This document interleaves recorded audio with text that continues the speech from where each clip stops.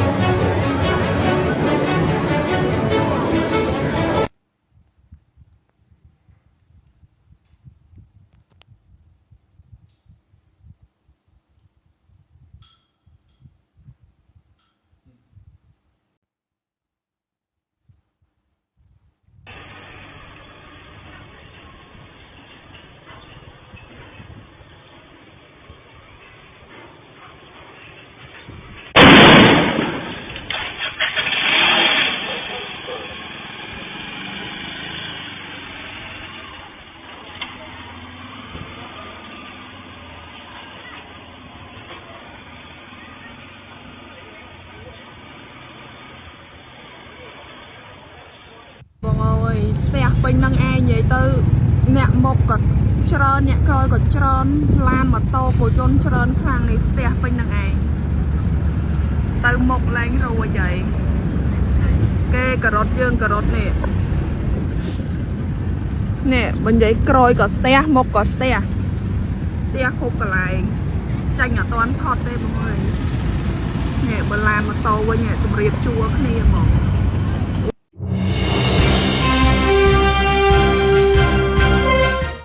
នាយករដ្ឋមន្ត្រីថៃលោកអនុទានឆានវិរៈគុលនៅយប់ថ្ងៃទី9ខែធ្នូឆ្នាំ2025បានប្រកាសថាប្រទេសថៃនឹងមិនព្រមទម្លាក់អាវុធចូលតុចរចាជាមួយកម្ពុជានោះទេបើទោះបីជាសហគមន៍អន្តរជាតិកំពុងតែដាក់សម្ពាធឲ្យវិលរកកិច្ចសន្ទនាក៏ដោយតាមរយៈទំព័រ Facebook ផ្លូវការរបស់ខ្លួនលោកអនុទាននិយាយថាគ្មានទេបទឈប់បាញ់ជាមួយកម្ពុជាហើយថាថៃនឹងបន្តប្រយុទ្ធការប្រកាសនេះធ្វើឡើងត្រឹមតែប៉ុន្មានម៉ោងប៉ុណ្ណោះបន្ទាប់ពីសហរដ្ឋអាមេរិកសហភាពអឺរ៉ុបអូស្ត្រាលីបារាំងជប៉ុនម៉ាឡេស៊ីនិងអង្គការសហប្រជាជាតិបានជំរុញឲ្យថៃនិងកម្ពុជាបញ្ឈប់អរិភាពកាត់បន្ថយភាពតានតឹងក្រោមកិច្ចព្រមព្រៀងសន្តិភាពដែលភាគីទាំងពីរបានចុះហត្ថលេខានៅទីក្រុងកូឡាឡាំពួរកាលពីខែតុលាឆ្នាំ2025ទូរទស្សន៍អាល់ហ្សាសេរ៉ាផ្សាយថាសេចក្តីថ្លែងការណ៍របស់លោកអនុទានធ្វើឲ្យប្រទេសថៃคล้ายទៅជាភាគីតែមួយគត់ដែលបដិសេធការអំពាវនាវរបស់សហគមន៍អន្តរជាតិដោយបើកចំហខណៈដែលទីប្រឹក្សាជាន់ខ្ពស់របស់រដ្ឋាភិបាលកម្ពុជាម្នាក់បានប្រាប់ថាកម្ពុជាត្រៀមខ្លួនសម្រាប់ការចរចាយោងតាមក្រសួងការពារជាតិកម្ពុជាយោធាថៃបានបើកការវាយប្រហារមកលើកម្ពុជានៅតំបន់អានសេះខេត្តព្រះវិហារនៅរសៀលថ្ងៃទី7ខែធ្នូឆ្នាំ2025 នៅថ្ងៃទី8និងទី9ខែធ្នូកងកម្លាំងថៃបានពង្រីកភូមិសាស្ត្រវាយលុកដល់ខេត្តឧត្តរមានជ័យបន្ទាយមានជ័យពោធិ៍សាត់និងបាត់ដំបងមកដល់ពេលនេះមានប្រជាជនខ្មែរជាង 50,000 នាក់ភៀសខ្លួនទៅជំរំសុវត្ថិភាពសាលារៀនចំនួន 514 ត្រូវបិទទ្វារពលរដ្ឋស៊ីវិលកម្ពុជាស្លាប់ 7 នាក់របួស 20 នាក់ខ្ញុំរស់សុធាពី News Today NTTV